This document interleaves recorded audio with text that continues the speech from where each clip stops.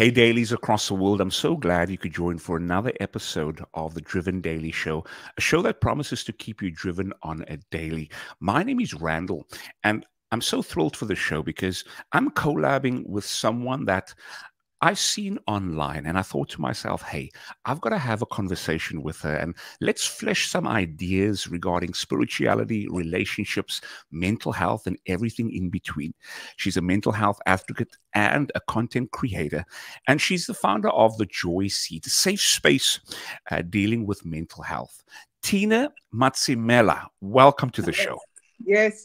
Thank you so much, Randall Mitchell. I think it was great to meet you online to see what you were doing. And I thought, why not collab with someone who also wants to put some positive content out there? So I'm glad to be on Driven Daily. No, I hear you. I'm so envious, Tina, of your lifestyle. You've got so much. You're such an eclectic individual, not just a content creator, mental health advocate, but you do so many other things. Do you mind just sharing with us maybe some of your passions that you enjoy doing? So I love creativity. That's who I am at my core. So when I'm not working on the Joy Seat and content for that, then Mhm. I'm also a model and actress. So I belong to an agency, and Awesome. I'm moving hopefully into TV and film one day. That's the dream. Okay. And then I do nonfiction writing as well. The music and singing is more of like my hobby at the moment, so it's Yeah. just that something that feeds my soul. Okay. Yeah, and then because I'm passionate about God and the work in the church, I make time for that. Mm. So doing various projects and yeah, growing my spirituality is definitely core to who I am and to what I And, do. no, and we're definitely going to get into some of those topics as well. Tina, I was so envious of you, and I think I expressed my envy when I asked how was your Thursday, and she was like, you know what, it was so relaxed. I was just I was just adulting, and I was like, okay, I'm going to be there very soon. Tina, hopefully when I You come back will. next year, You will. I- You I'll will. be I'll sign up with that same Join modeling agency, and we'll. join me. Join me on the side. Join me. It's not stress free. It's just different. No, I Yeah. hear you. Hopefully, the Joy seat has another seat next to it for. Hopefully, it has more space than just one seat. You know. Yeah, no. I think when people hear the Joy Seat, they're like, "Why did you choose this name?" Yeah. And the core of the brand is that your soul, you should be your Joy Seat. You should be the place where you can find your peace, can center yourself. So technically, it's a big round table. We should all Yeah. be added together at peace in ourselves, being able to ground ourselves in who we are. And I think once you are a grounded and peaceful, fulfilled person, you Hmm. can give so much more to the world because you're whole, you know? Tina, speaking about giving so much to the world, when I look at your content, specifically on YouTube and all the other platforms as well, including TikTok, of course, if you haven't already, make sure to subscribe to her channel, The Joy Seat, on all platforms for sure. Thank you. We'll leave the link in the description of this video. Um, there's a level of authenticity and transparency when I looked at, and we're definitely going to dive into the content. However, when I looked at some of your content, I saw lessons you've learned from your ex, and that just shows, the level of transparency you've showed online. Have you always been this way, Tina, in terms of being transparent, or has it been something you had to work on, especially in the online space? I would say no, not actually. My default is actually to be more private. I Mm. think it was my dealing with depression and anxiety on that road. I didn't know what, as a new career or as a stable career, I wanted to develop, what type of work I wanted to do every day, because things had fallen apart when things got really bad for me during my depression. Hmm. And I went to God. That's the honest truth. And I asked Him to guide me. And what I realized more and more, that my story could be valuable to others. I never claimed to know everything. I just decided that I would share as much as I can of what has worked for me.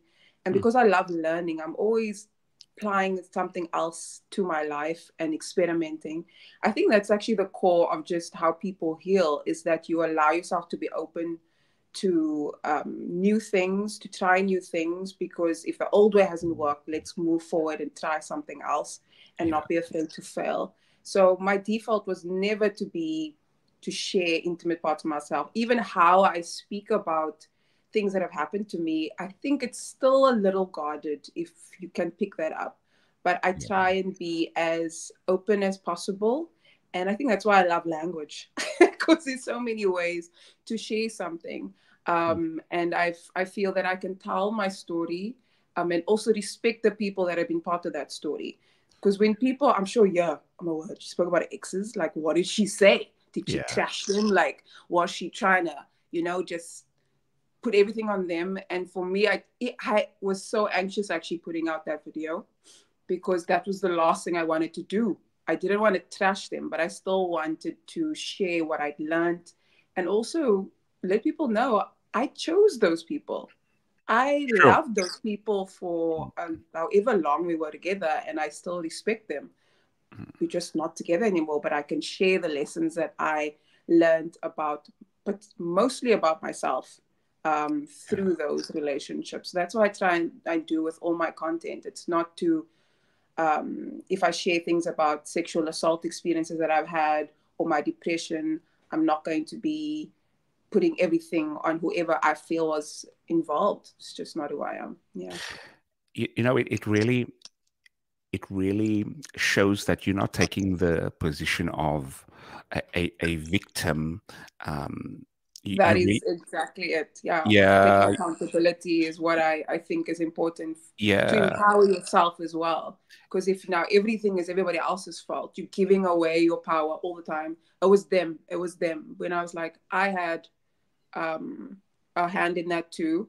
I know what was mine and what was theirs at the same time. I'm not taking it all, but yeah. I know what was mine and I know what was theirs. I think that's the healthy perspective that I try and maintain as And, much as and and I'm possible. glad and I'm glad you made that distinction, Tina, because many a times when people, especially when you say, I take responsibility for it, sometimes that in itself can also be debilitating, because now you're saying, hey, I'm someone that makes wrong decisions, but you are actually saying, hey, I know that I had some play in it and that person. So it's not just all on me, but it's there's a balance in that perspective. So I'm glad you mentioned that.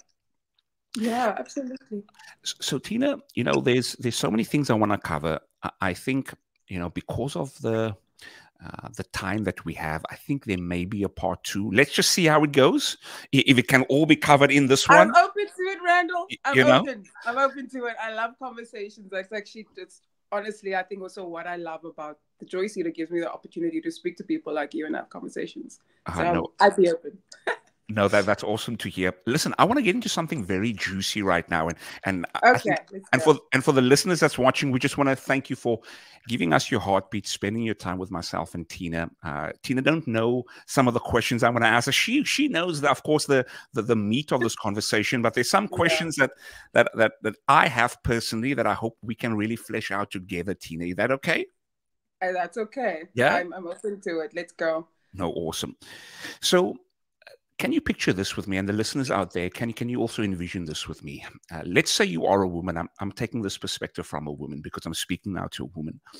Let's say I'm a woman right now, and I have a guy best friend that I've known, for example, Yeah. since childhood, and we are Mhm. best friends. And all of a sudden, of course, as a woman, I naturally am going to be dating people. So I find someone that I love, and I date this person, and all of a sudden, it's a matter of this person that you are dating kind of feels some sort of way when it comes to your male best friend. I've got Yeah. two questions for you, Tina. I think, or let's flesh this out together. The first question is, can and should men and women be best friends? Can they be friends without there any being anything sexual involved? And number two, is it fair for your now partner to say, "Hey, you can't have your best friend any longer"? Tina, have you ever been in a situation like that? You know? Yeah. Okay, so question one, can we actually be best friends? Um, I think it is down to the maturity of the two people. Hmm. I've had various experiences. I think it's harder when both of you are single and no one is in a relationship, right? Then you start becoming so much more open to possibly exploring intimacy or um, mistaking that closeness that you develop in friendship with having to take it into an intimate relationship to a romantic level. You know, sometimes you get those people that don't mind those blurred lines. We are friends with benefits. I've had those situations. I'm going to be open. We are imperfect, and sometimes we like learning how to really be good friends to each other. I even had to. I feel like my understanding of that word friendship actually had to solidify and develop and mature with me as well. Hmm. So I think it's possible. It all just depends as well on, are you actually, I think we should find things in one person. You know, we should. I think it's healthy to have many friendships if you can. I know for introverts it can be so much harder, right? Yeah. But I think when you become, so to the second part of your question, is it okay for your friend, or your partner to ask you to not be friends with them? Hmm. I think it might be fair for that question if you are not making sure that there are clear boundaries, making Hmm. sure that, oh, now when I was single and I was friends with this person, we were texting at whatever time of night, every time of day. We were going out and staying out late together to whatever extent we wanted to, because there was no one else to consider. But now that I have found this partner, I have to shift those boundaries. I think it might actually be healthier to do that even when you are just friends, you know, Interesting. so that you start to practice that, particularly if you are wanting a relationship in your life. You know, I know Okay. some people say, oh no, if you're not looking for it, you know, that's when it happens. But in the back of your mind, you know that you are open to it. So why not practice those healthy boundaries with your friendships already? So when I was in a situation where I was single and I had my male friendships, I would still not do certain things, or not be too physical with them, or not try and let those moments of just flirting for the sake of like that I can. I Hmm. wouldn't do that. I try to be respectful of them. I think there is a way that works well for men and women to be friends. Hmm. Um, that you can still, because I feel like you get, for those of women who do have male friendships, there's something you get from a male friendship you just don't get from female friends. It's just different. There's some things that are simpler, and some things that are just guys just want to do, or know how to be with women. That is just different. I can't explain it. It's something that you have to experience, and I hope that women can experience, and maybe many have.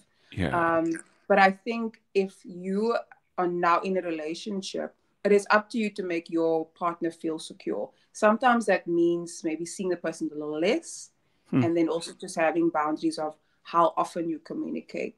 The male friends that I have in my life now, a lot of them are in committed relationships. So I'm not texting them at any hour. It's Yeah. not how we are. And I try to have a relationship with a partner, but not so much like to be best friends with them as well, but just to let my friend know, I respect this person that you're with. I see the beauty that you see in them, and that's also why I will respect our friendship, because I know this person is important to you. So I hope that Sure. when I'm in a relationship, they will do the same. Yeah. You've said so much there, and I'd love to just unpack a couple of things, Tina. Man, um, the first thing that stood out you mentioned was the maturity level. There has to be a level of maturity in order for friends of the opposite sex to even exist. Because Yes. if there's no maturity levels, then anything sexual is just going to blow out of proportion, and things are going to lead very quickly to something else if there's no maturity levels. And I think you also mentioned And that the emotions are just gonna ish, drive everything. ish, Catching feelings, yeah, catching them. catch Ah, some yeah, wind. yeah. Let's catch some flight instead. Yeah. You mentioned also boundaries, having that healthy boundaries, even if you are quote unquote not looking for someone, having that boundaries because of the fact that um, it may just happen, you know. So keeping yourself open, and then you mentioned something that I'd like to touch on regarding, you know, Tina, if I'm someone as a man that has never had a female friend in his life, and now I'm dating someone, and now I'm wanting to have a female friend. For me, in my logical brain, it will be very tough for me to have now all of a sudden a female friend when I've never known and practiced how to be a friend, a male friend to a female. Because if I haven't had a Yeah, female friend in my life, any female in my life is going to have a sense of sexuality to it because I haven't practiced that muscle of being a male friend to a female. So I think a part of it also, Tina, may just be a matter of that muscle has to be practiced. You yeah, know, so for example, if I'm dating you right now, let's say we are dating, and you ask me, Randall, have you ever had female friends in your life? And I say no. And at the same time, I'm saying, hey, Tina, meet my friend Susie over here. That should yeah. be a red flag, you know? What goes through your mind when I said that? Uh, I think, okay, so in that situation, I don't think it's something to be forced. I think friendship should be a natural thing. I think that I understand that there might be a curiosity that you'd want to maybe be open to female friendship. But at the same time, I have seen how there's some people who just can't do it. You know, like Hmm. when it even comes to personality types, there's some people who can't maintain many friendships. So they will only have one or two. I know some of my guy friends say I have one best friend, and that's okay. And then I have a long-term friend. We've been friends for about 10 years now. He has a group of 10 friends, 12 friends, and they can all hang out together, and they all know what's going on in each other's lives. So I think it's okay to be honest about your capacity.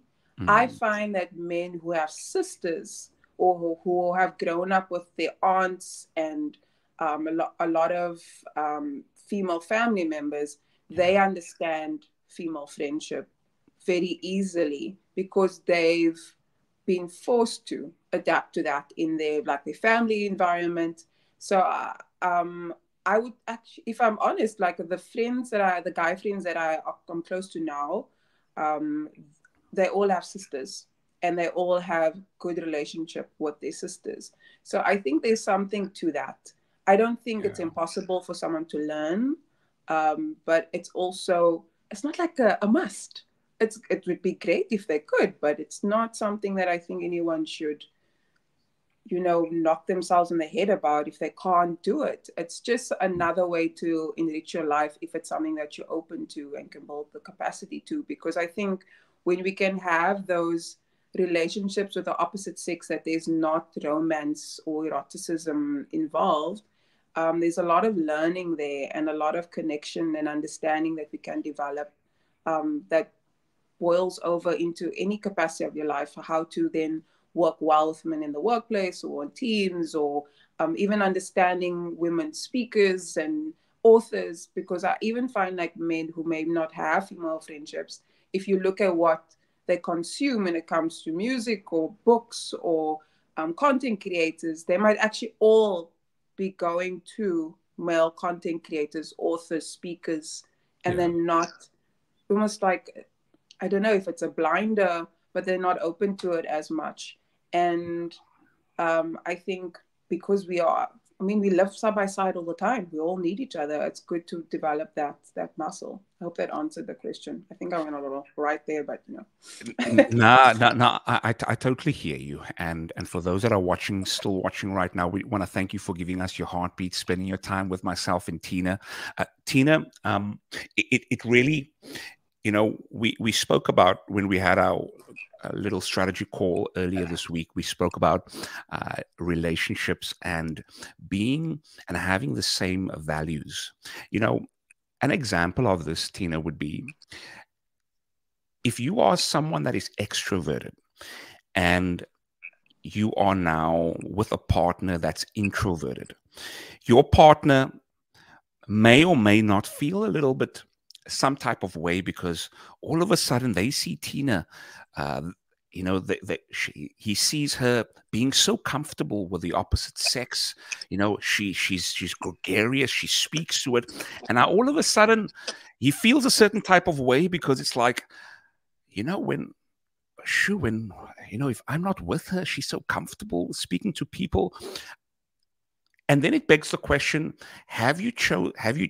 who do you choose? Do you stay true to your own personality, or do you bend for the sake of maintaining a relationship with someone that may not be similar to you in that sense? Yeah. I think that's why that friendship and that dating phase is actually so important. I mean, I've done the opposite and I just jumped into friendships and relationships. And then later on seeing that there wasn't an alignment, in terms of values, in terms of personality. Like in my last long-term relationship, I I didn't realize, and only after it had ended, I realized I wanted someone who wanted to be more like involved in my life and not necessarily like all the time, but wanted to do some of the things with me that I was interested in, more so because they wanted to understand me. So I think I feel that there is times where people jump into relationships sooner than they should, and not looking for that alignment of values. But I Hmm. also think there's something to the fact that we assume we actually know how to be in relationships with each other. And I think we're not taught as much as we could, like you're learning on the fly. We jump Yeah, in and we learn later. We're building the plane while we are, in we the jumped air. out of it. It can get really disastrous, I think.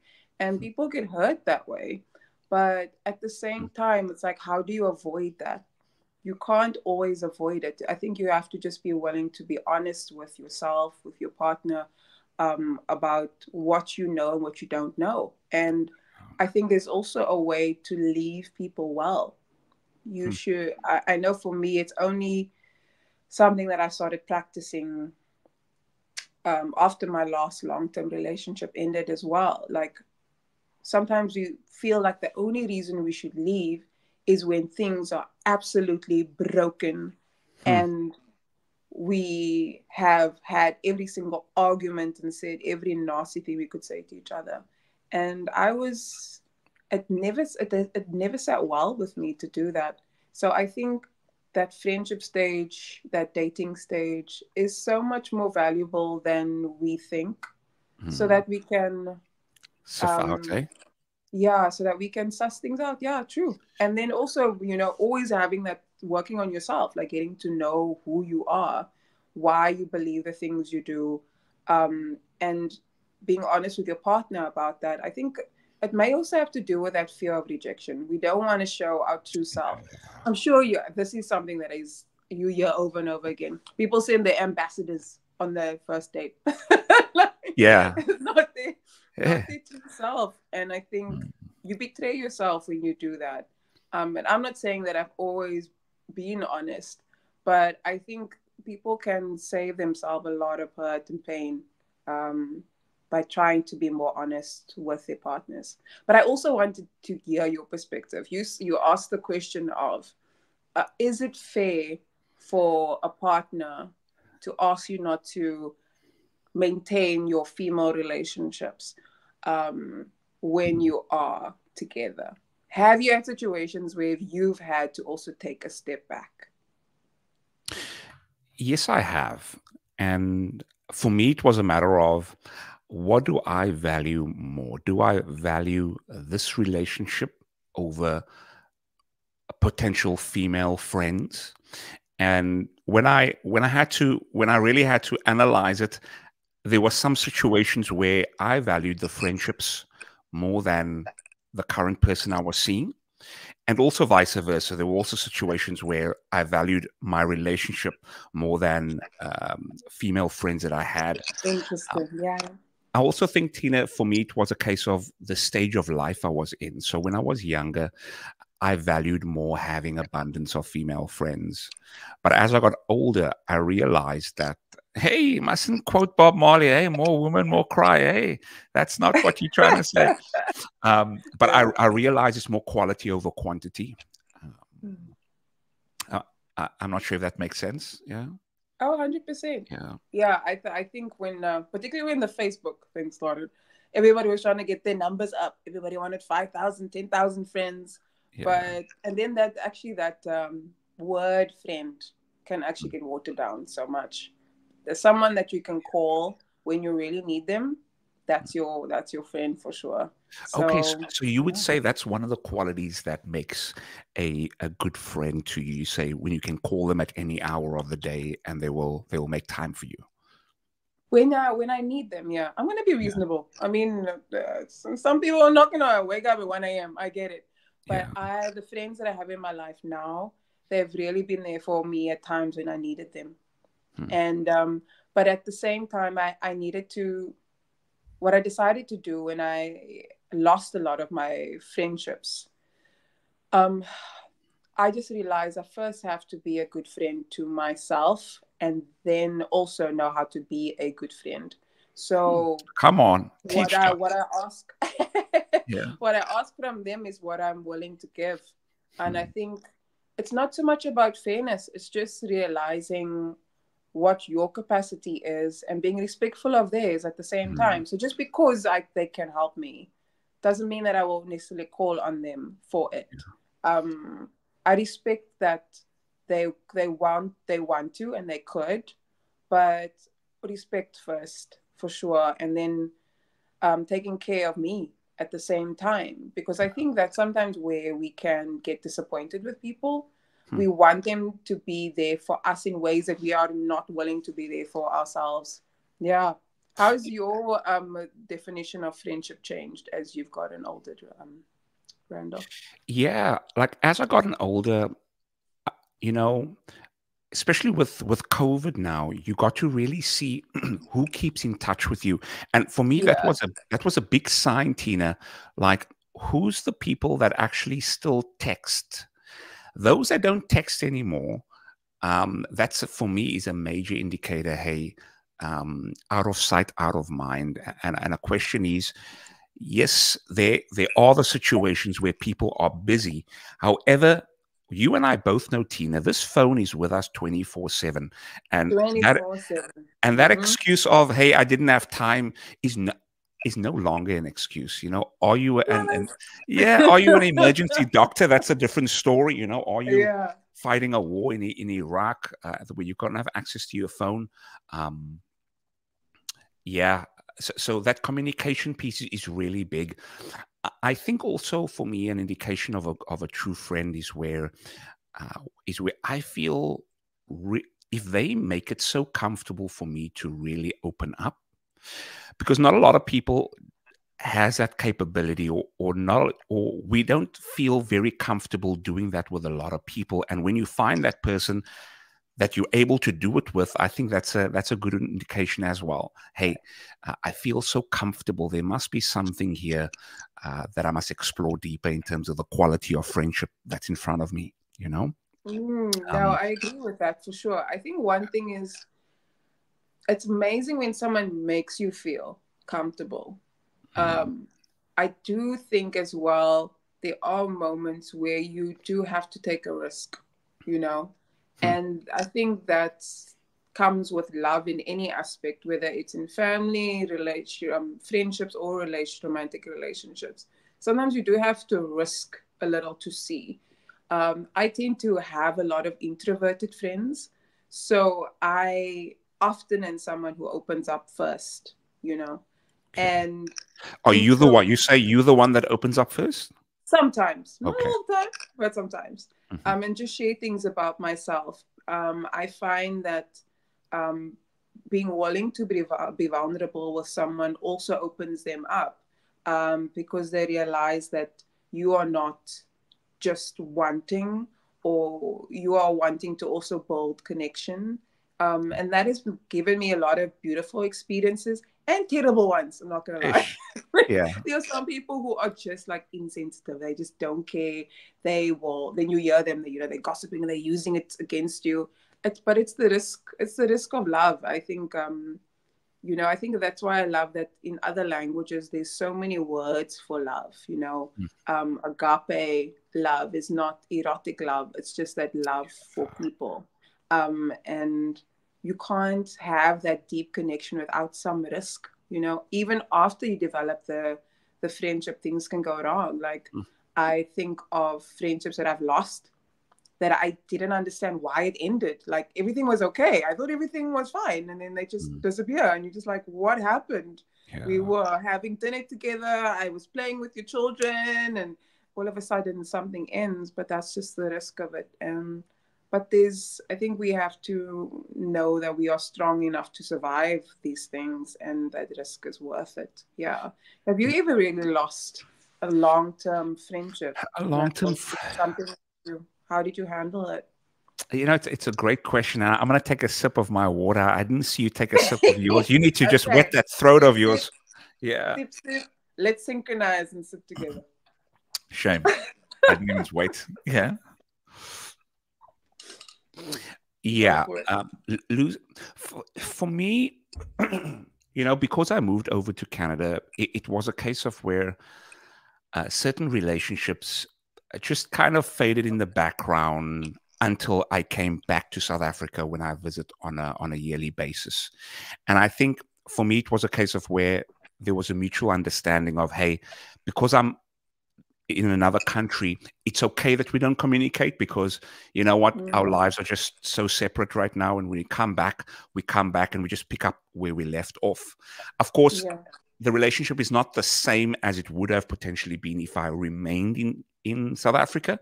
But I think that mutual understanding of, hey, look, we got our own lives, and we'll just pick it up where we left it, man. Whenever I come back, I'm fortunate in that sense. And Tina, we spoke so much about so many different things right now, and I wrote so many things down, which, we'll probably have an episode 10, taking all these things.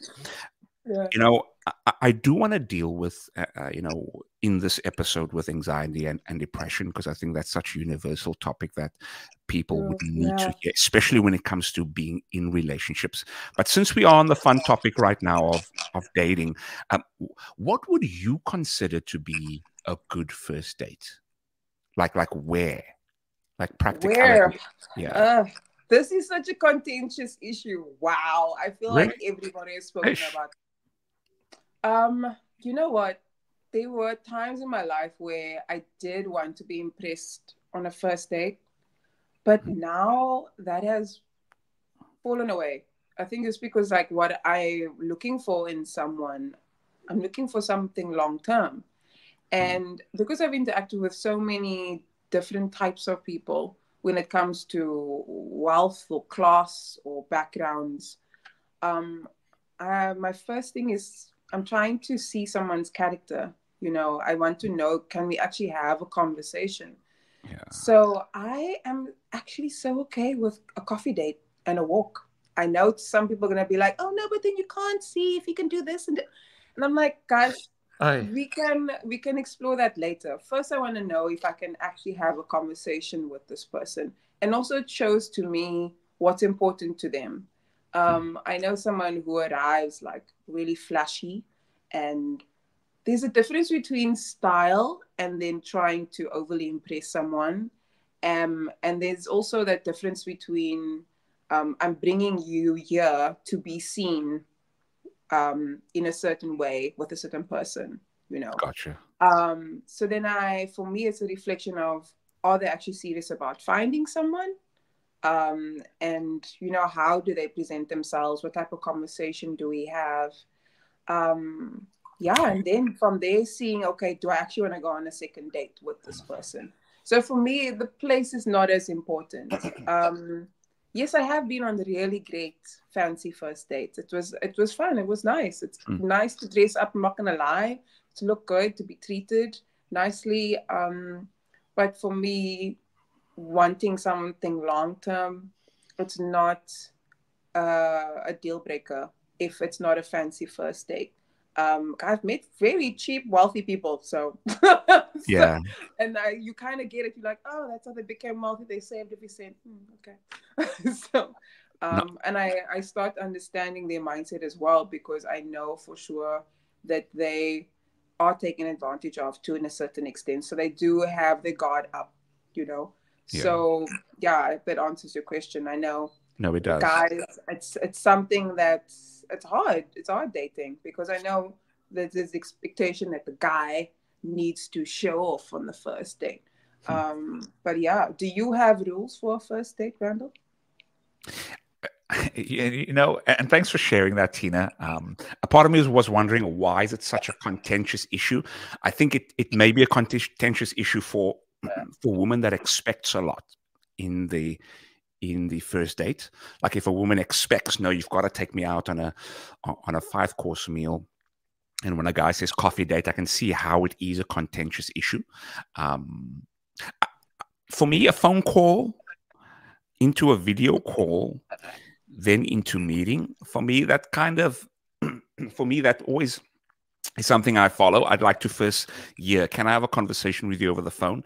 And Yeah, let's just meet yeah. over quickly via video, because the catfishing. Catfishing, Yes, catfishing. ma'am. Yes, Yeah, I've yeah. heard about.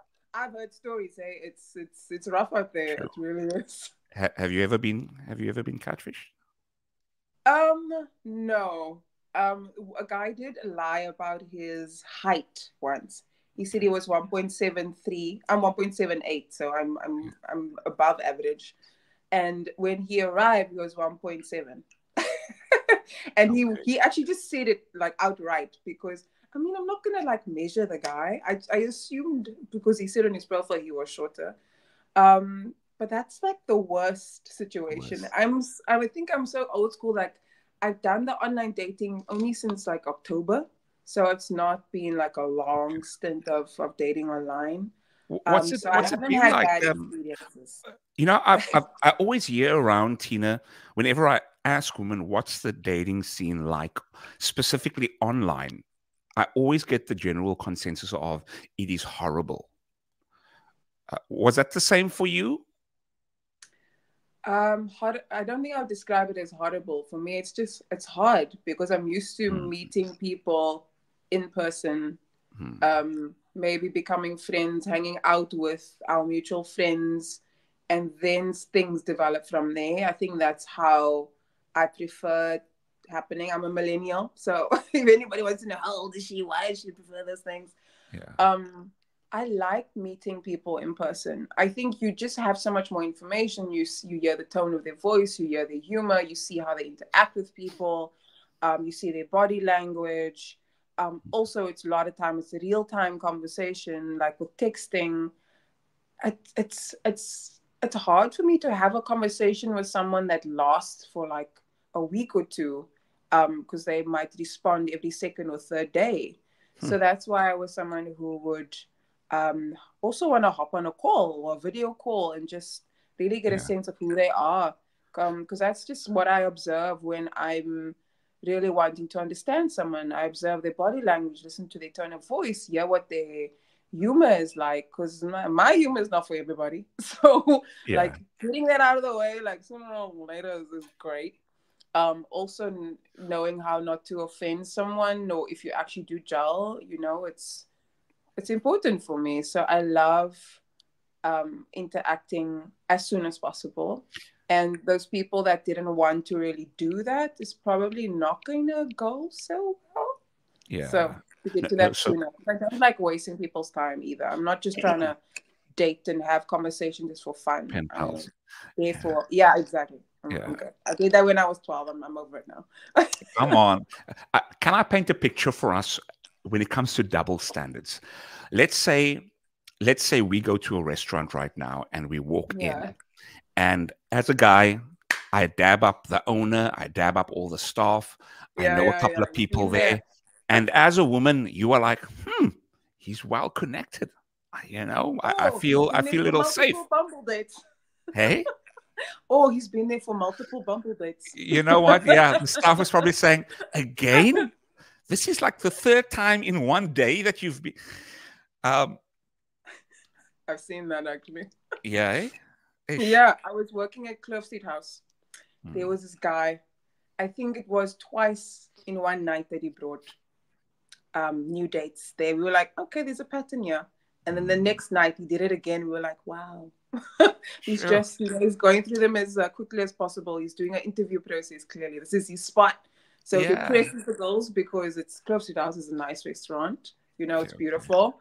But he's like, okay, we're gonna do two a night so we can get through this. Well, clearly, that He was a needs to while get a ago. he But needs to get a discount at we the should have given venue. him a membership card. You all right? We could have been punching it out there, getting discounts. Yeah.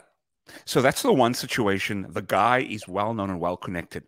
Second scenario is you both go to that same restaurant. The girl dabs up the bouncer, she dabs up the staff, the owner, some of the people in the, and the guy is then looking like, shit, she knows everyone. This is a red flag.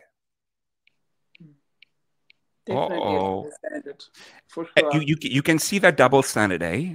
And Mm. whether we like it or not, it's a double standard for some men where they feel a little bit some type of way if a woman is well connected, especially with many male staff and just males in general.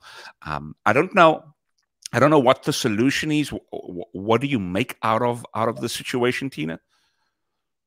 It feels like projection to me. Like, why are you insecure? Hmm. There is two parts, I think, though.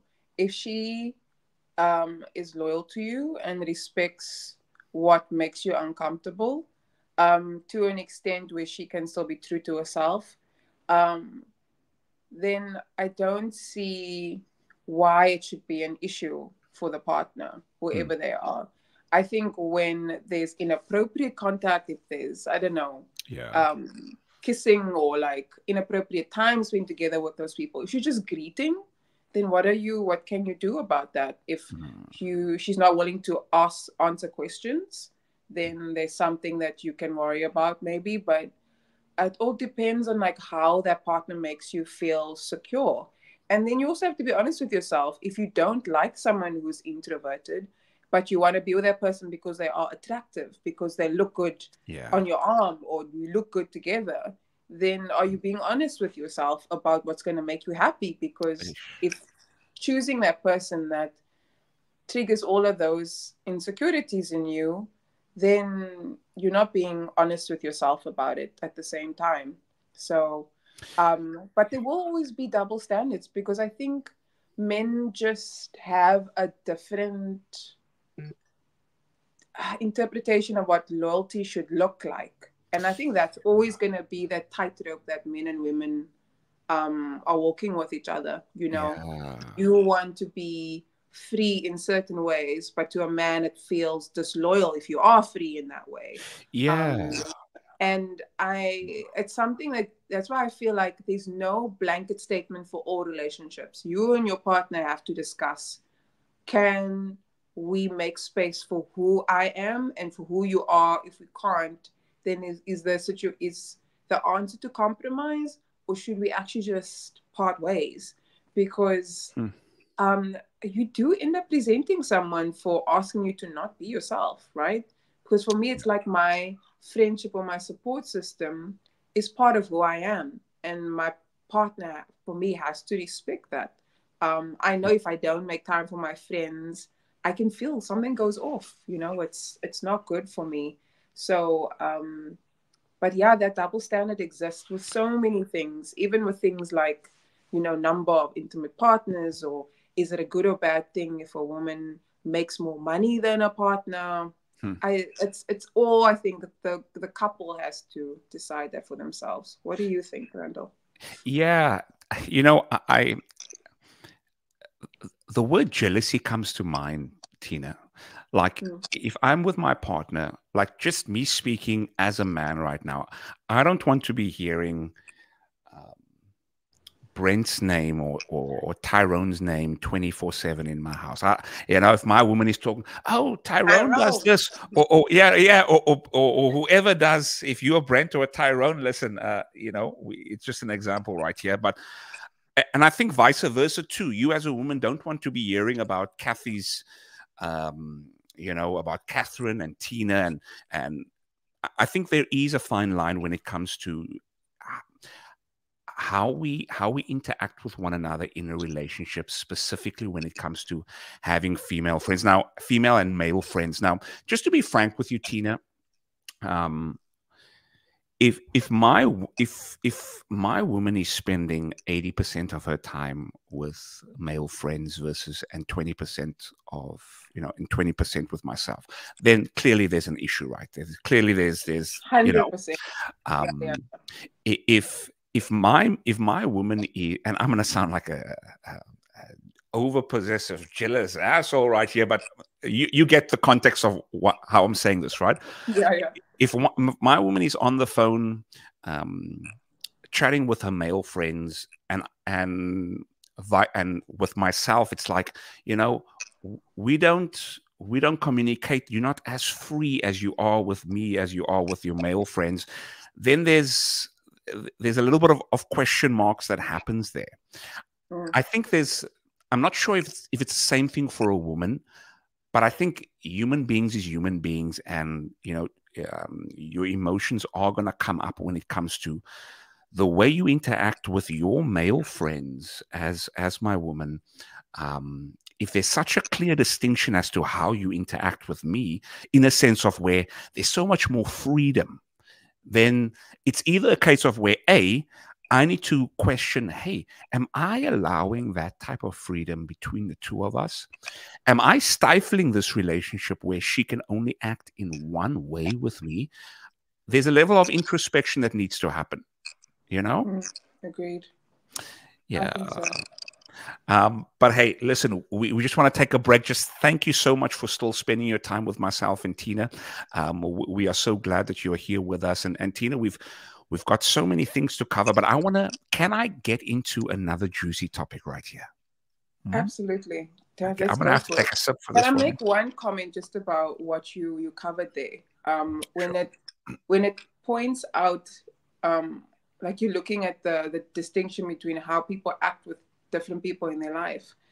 I think it's because we are not one thing. We are not just playful. We are not just serious. And I think the people that we have in our lives speak to different parts of ourselves, particularly when it comes to like how much of your life you've shared with them. You're not the same with your colleagues as you are with your cousins, and I think that's okay. I think it all just depends on the quality of the relationship that you have with your partner, and accepting that you have something special and unique, and you don't want them to be how they are with you, with everybody. I know I wouldn't necessarily want that.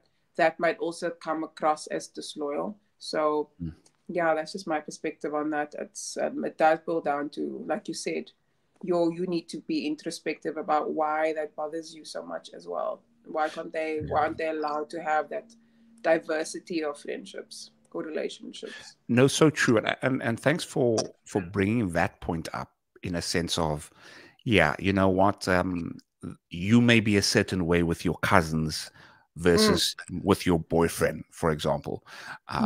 And that should be okay. That shouldn't be an issue,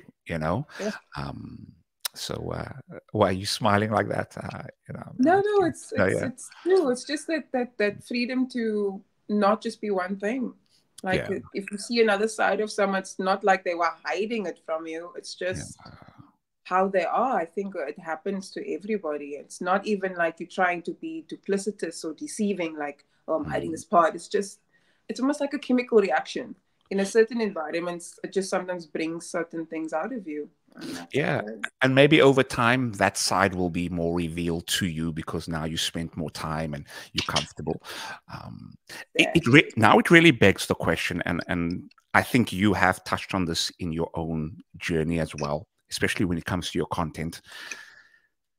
How important has it been for you to date someone with the same spiritual values as you?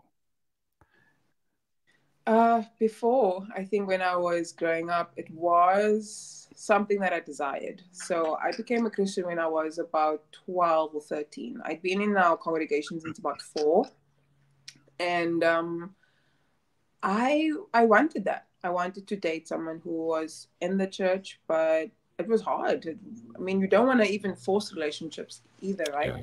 So then I just was open to just dating people who I thought were just good people, nice people. Um, and but I realized that up until maybe I was early 30s, it wasn't something that I sought for at all. I was still just looking at, um, are they a person of integrity? Do they treat other people well? Um, are they good conversationalists? Are they hardworking? How do they treat their families? That Mm. was the only thing. Being a Christian or being a person of faith wasn't something that I was very strict about at all. Tina, Only recently was it something more. okay.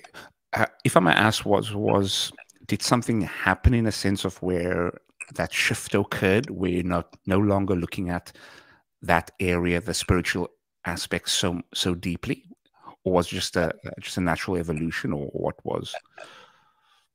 When I was younger, it was only because I it was hard for me to be in a relationship or find someone to be in a relationship with. You know, it's that awkward stage of you're a teenager, you wanna be romantically involved with people, but you don't know how. Mm. And so then you just start compromising little parts of yourself. Okay, this is not so important. That is not so important. And I think it started there with just like letting go of those things that actually were important to me because I wanted to be in a relationship, because I want connection. I think it's pretty common actually for Okay. people to do. Mm. But when I got to my early 30s, that was sort of when my depression was really at like experienced at the lowest.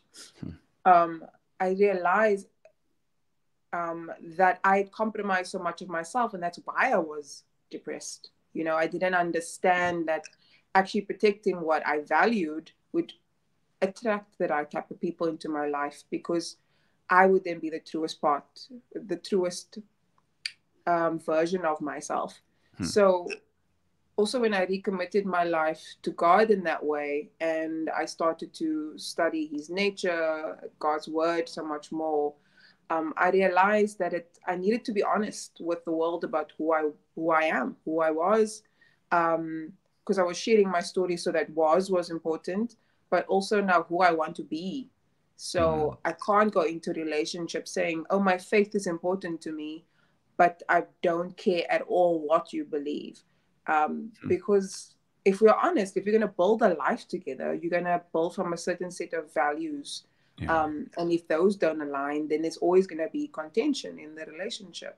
Mm. So it did make it harder. Yeah. And I realized that not everybody's definition of what a Christian is the same. Mm. So I still had to slow down and be patient. Mm. And I was very prayerful about it.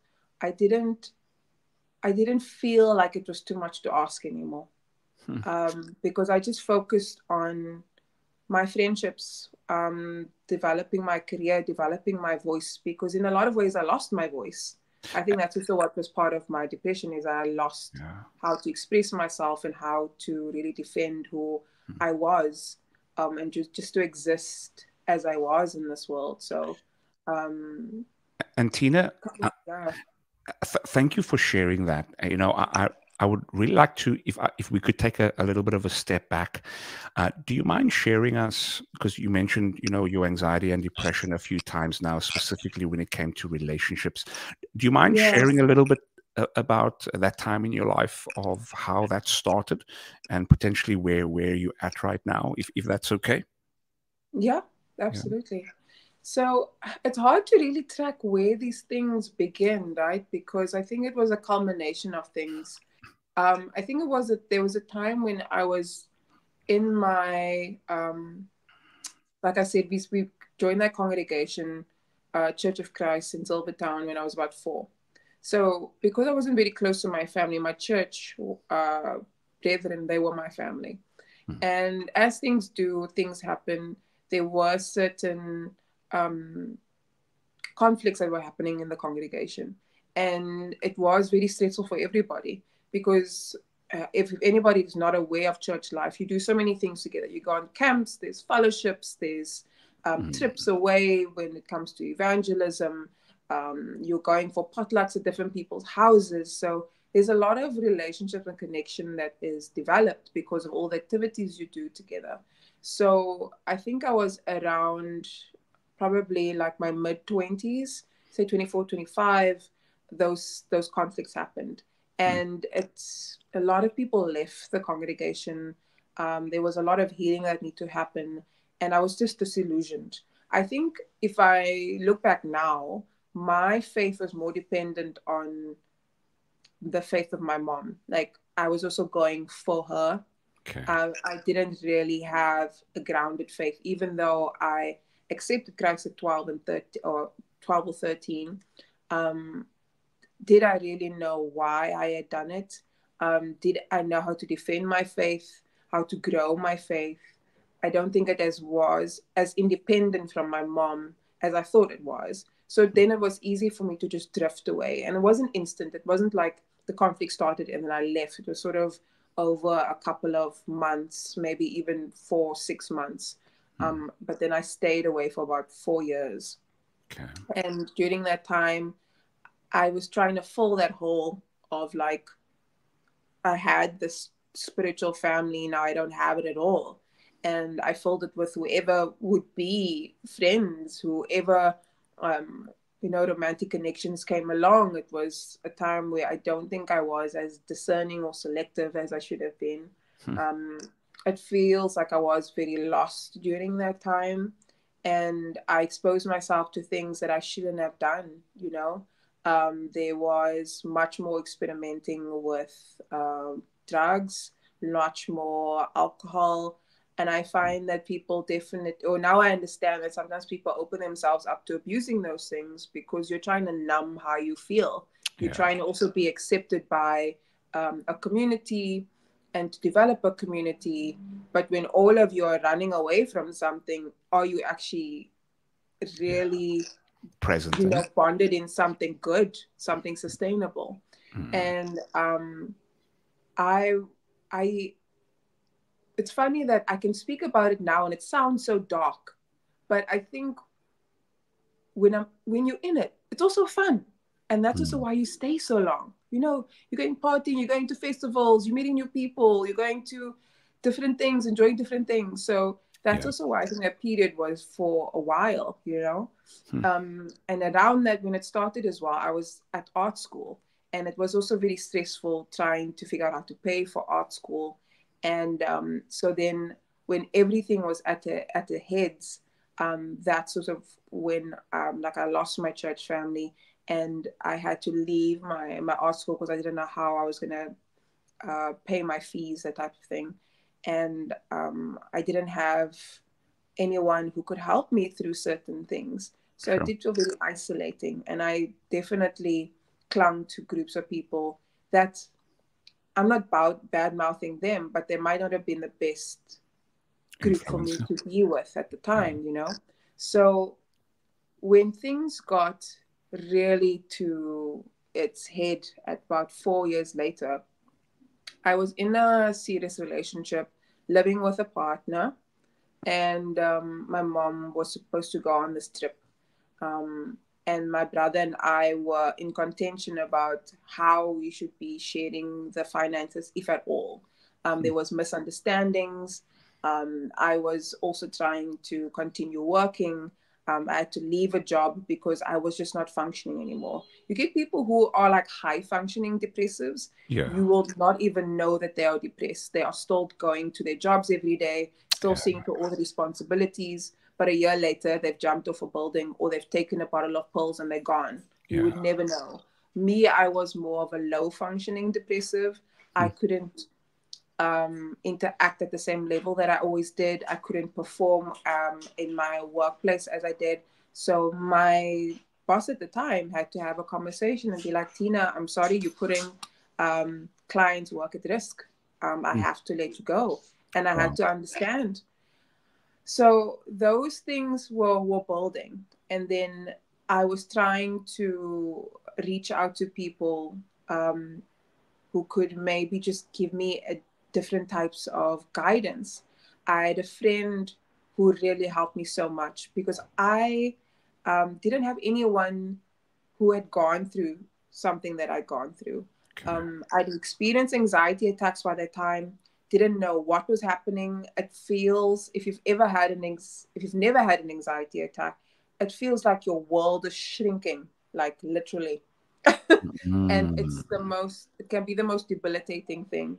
It's like Yeah. you don't have control of your body and your mind. So that was starting to happen more often than not. My partner didn't know what to do, so I think he came across as very cold to me. Mm. I had to just try and figure it out. And when this friend, actually from art school, we had still kept in touch, she shared with me that she had a sister who had been clinically depressed for years and was actually committed to an institution.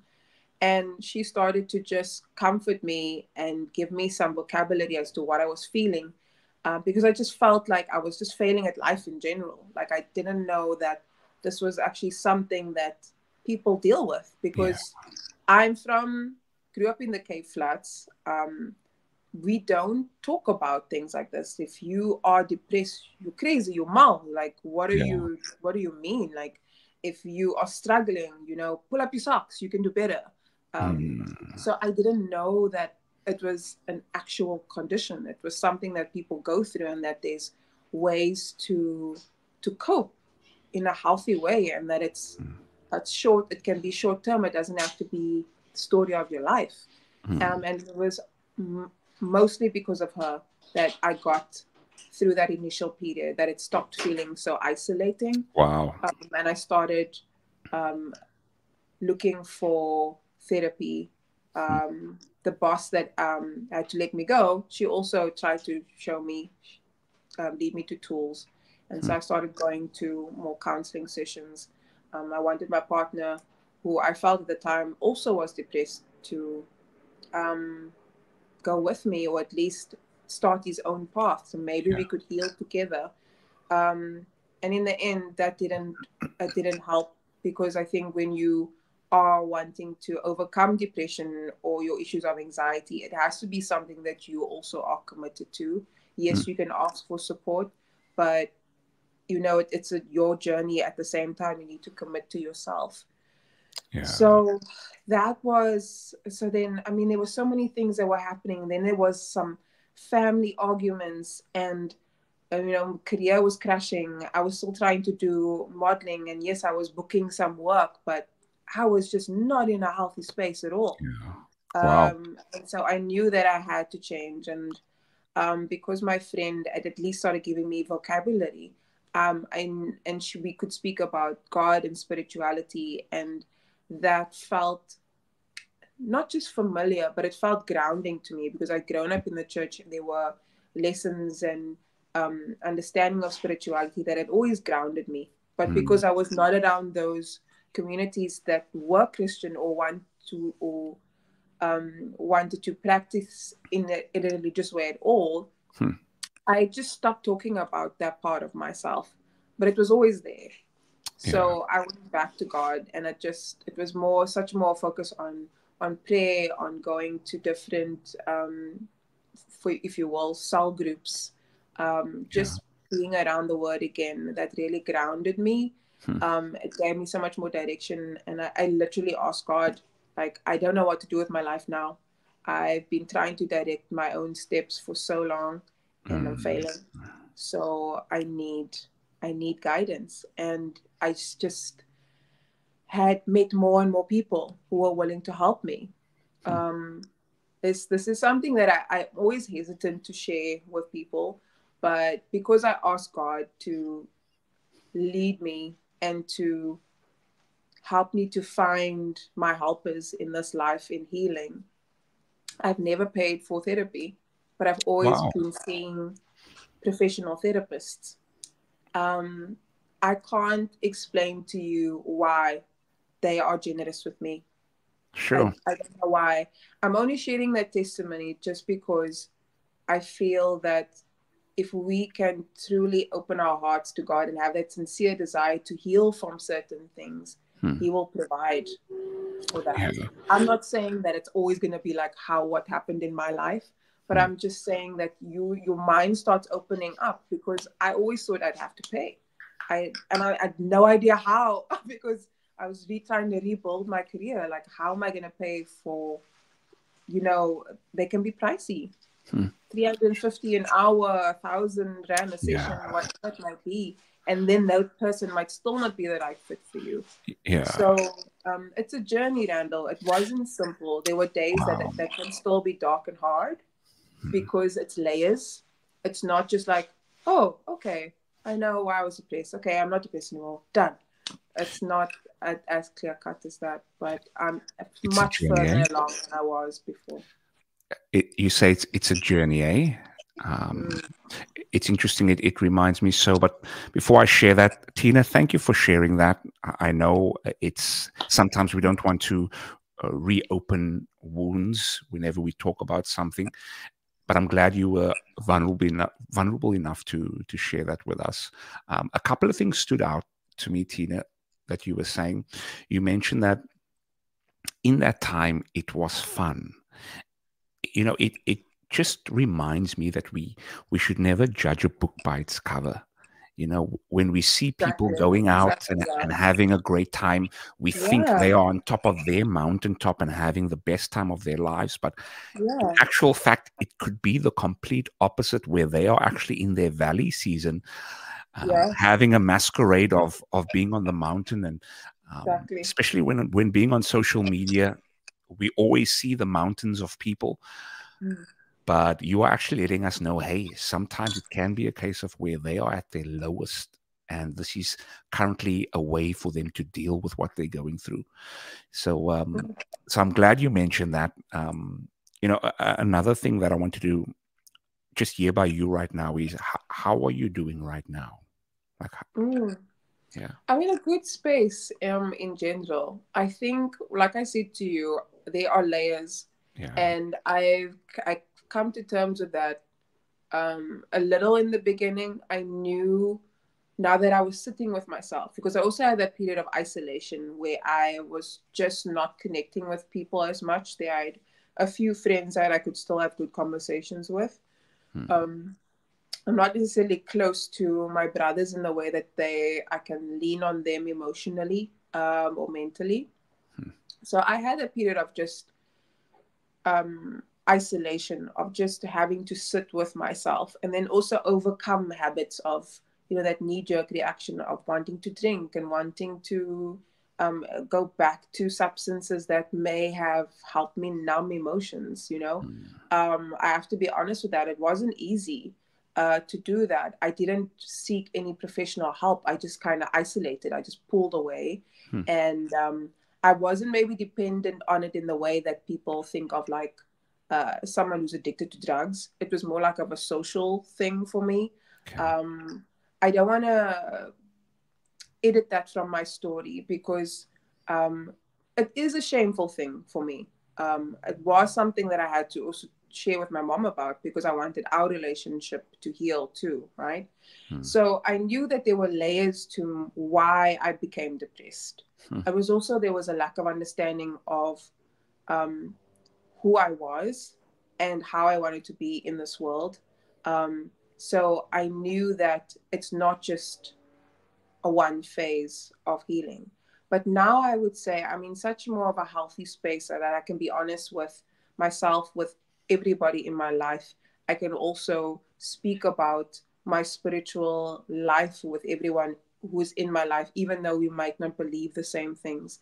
I have hmm, Muslim friends, I have people who identify as, agnostic, but we can still be respectful of each other's perspective. So that allows me that freedom to be myself in every hmm, relationship that is important to me, right? Now I find that I am sort of dealing with issues around career and money, I didn't realize that I had issues around that, or that they were so deep. I think when you grow up in a community where um, things aren't easy, you know, we have to sort of like watch how we spend, what we spending things on. But then at the same time, maybe you can speak to this, Randall, like, because we both come from the color community in South Africa, people Mm. also want to portray a certain lifestyle at the same time, you Yeah. know, they want to live in a certain way that impresses people. And Mm. so how do you heal from issues with survival, if maybe that's the truest part of it, Mm. and then but also have a healthy relationship with money and developing your career, because I think they are intertwined. So that's sort of what I in a way am Yeah. grappling with. And I still have a therapist in my life. I think I always will, just to have healthy conversations with. Mm. So yeah, I think that is something honestly that I am still developing, because now I feel like I can focus more on developing a healthier career and what I want my image in this world to be, just because it's online. But Yeah. as an introvert, I was like, I actually don't want to be seen, but this Wow. is my work, so I have to grapple with that. No, There's I fully hear you. And the fact that you are getting therapy and it is for free, for someone that hasn't gone to therapy and just looking back at your therapy sessions, Tina, what would you say is maybe just one thing that comes to mind, whether it was a revelation or a lesson that you've learned through going through therapy? What would you, if you could take us into your therapy session, maybe one thing that you've discovered? I think what come to understand about the therapeutic practice is that it's like you are not someone that is disempowered in that session. Hmm. You should always be someone that is also learning, so that when it comes to you and your therapist, it's a conversation. You can be like, that doesn't resonate with me, that doesn't feel right, I want to go in this direction and not that direction. Of course, they are if they are someone who is truly looking to empower you and help you heal, Hmm. then they will hear that and understand and adjust, but it's like you shouldn't think of them as the be all and end all. It's like when you go into your doctor's office and you know that their diagnosis is not sound, because you still have that ache here. You still Yeah. have that feeling of unease. It's the same thing with your mind and your spirit. You should be the person that is also involved in guiding that healing journey for yourself. You're not just going to that therapy session and just giving up all of your power. It's a conversation. Gotcha. That's why I think for me, continuing to learn and to read and to understand myself is important, so that when I'm in those situations, that session, it is a conversation.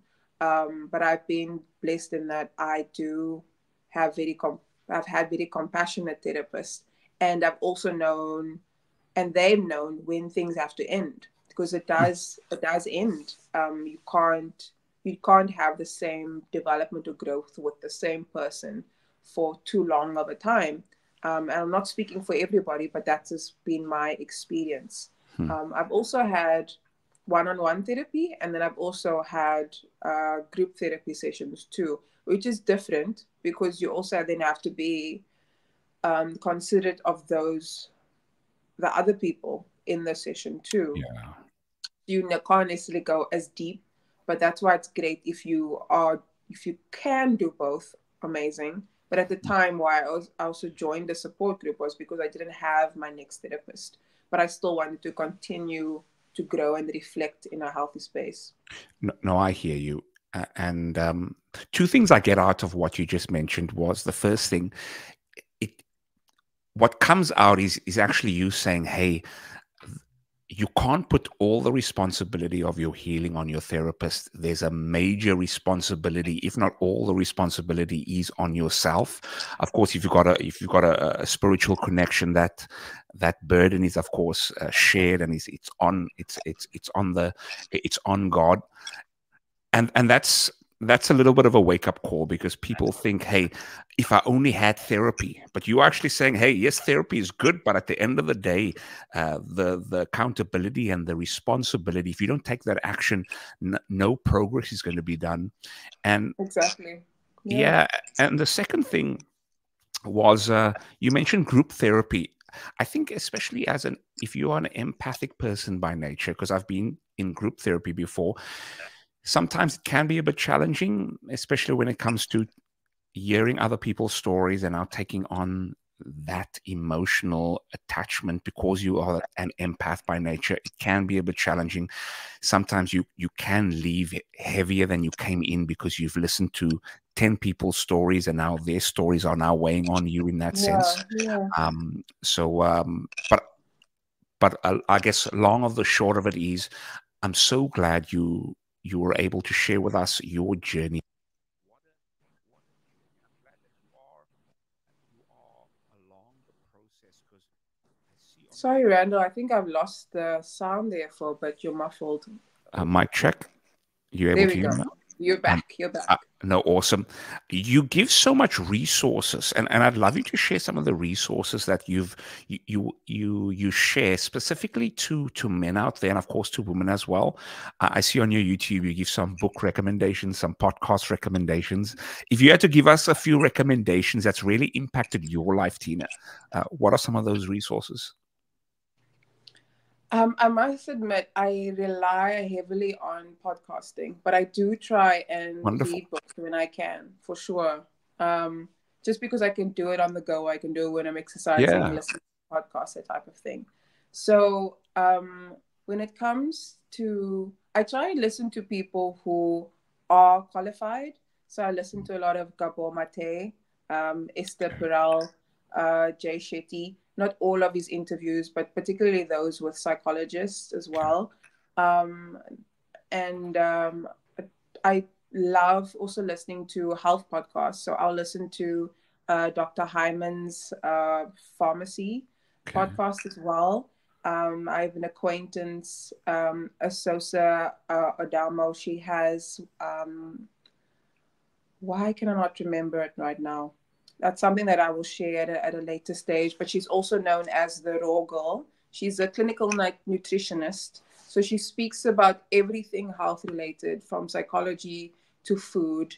She follows mainly a vegan diet, but she talks about different dietary requirements. And for me, that was also an essential part of um, finding balance in my body and my mind, was also to tackle nutrition at the same time, because I found what I feed myself also dictates my mood and my energy level. So I couldn't ignore that. And Okay. because she is qualified, I do listen to a lot of what she says, as well as Dr. Hyman when he talks about things. And then when it came to really also understanding my um, my perspectives on like male relationships, whether it was brothers, fathers, friends, I started listening to a lot of like male content creators too. Wonderful. So I was listening to wow, the names are just Jay Malik taught me Jay was a Malik. great one too, Gotcha. Gotcha. and I think it's Marcus Black. Okay. But he doesn't have his own podcast. He's actually someone who's on Instagram only. Mm. Jay Malik has actually recently removed himself from certain platforms, which is Platforms. strange. Yeah. And I think if they connect with you on your YouTube and they watch your shorts in particular, they'd be able to see the recommendations that you give. So Mm, yeah, if they really want to get to those recommendations. exactly. Exactly. It isn't something that I've always formally done, but it's just for me on a personal capacity what I Yeah. draw from. But I think it's good to have a variety, and where you can listen to people who are level headed and who Yeah. not are too right wing or left wing. Like Yeah. listening to men who hate women or women who hate men is not good for anybody. So So true. yeah. Uh, w- Yeah. Thanks for those Randall, recommendations. Yeah, we've got about I five do. more minutes. I'm very Yeah. curious about what you listen to, who you love to find advice from. Are Sure. you So more of someone who reads books or who is watching podcasts? What is your yeah, no, preference? yeah, books and podcasts. The book that really gave me the motivation and the inspiration to make the move over to Canada, because I was always just back and forth with the idea, because of course you're leaving your home and there's that risk involved of leaving friends, etc. What's the book by the author Anthony Robbins, Awaken the Giant Within? Have you heard of Anthony Robbins? I have, yeah, yeah. Yeah, that was one book that really just gave me that that motivation. Podcasts, so that's one book recommendation. Podcasts, I enjoy listening to the Secrets to Success by Eric Thomas. I'm not sure if that rings a bell, the name Eric Thomas. No, not that one specifically. Yeah, that's one podcast that I'd recommend. And I'll of course, note that down. I'll note that yeah, down. and of course, two major podcasts that I would really highly recommend is the Joy Seat and the Driven Daily Show. By Plug. yeah, Yeah, let's do the plug. no, indeed. Now, Tina, we've got about 5 more minutes left. I know time really flew. You mentioned a couple of things when it comes to money, and this is maybe some topics we can discuss in future podcasts. Money and dealing your relationship with money and food in the colored community, especially food. You just mentioned food. I thought because colored community, we have our own, type of dishes and foods and how that impacts us. Yeah. Before we go, Tina, for someone that's watching right now, a lot of individuals from Cape Town is watching, and also here in Canada as well, that is feeling like they may be feeling anxious and potentially going into a state of depression. What's 1 or 2 words of encouragement that you would share with that person's spirit right now? It's a big one. I think it's hard to tell them to separate from the community that they're in, because sometimes that's the only option you have. I think the one thing that has always brought me solace is to know that I can learn, I can read something, I can watch something that can encourage me. But the one thing that I would start and say is that there's hope. There's hope to change. There's hope to heal. And just because you now have come to this realization that you need to grow and there's something that needs to change in your life, remember that it didn't happen overnight that you got to this point. So the change won't be overnight. And that if you commit to loving yourself, which is what committing to your healing and to your changing is, things will happen. You won't have to do it by yourself. It's almost like when you are obsessed with yellow, cars, you start seeing them everywhere. Because now that you commit to your healing and to changing your life, you will start to see opportunities. And it's up to you to grab them and to continue to look for them. So not to give up hope. There are people out there who want to be supportive. And there are resources out there that you can access. So do the best you can with what you have, and just don't give up on yourself, because you deserve to heal. You deserve to change, and it's possible. It's definitely what I'd say. It is possible. Yes, we can. This is the Michelle Obama of Cape Town right there. Oh, no. Oh, it's too high of a bar.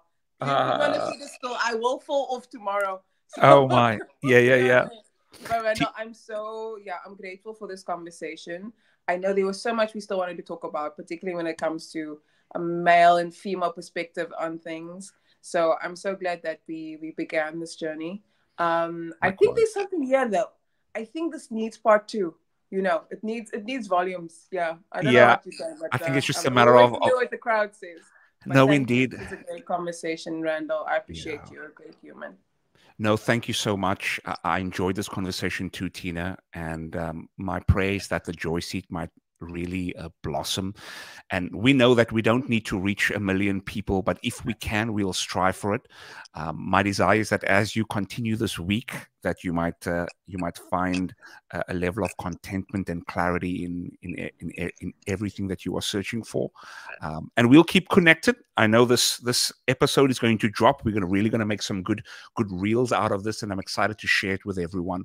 And for those that are still watching, hey, listen, we want to thank you. Remember, like we always say, we're not here just to survive. We are here to thrive. And until next time, Tina. Amen. Thank you so much, Randall. Stay driven daily. It's a great show. Absolutely. Thanks, everybody. See you. Cheers.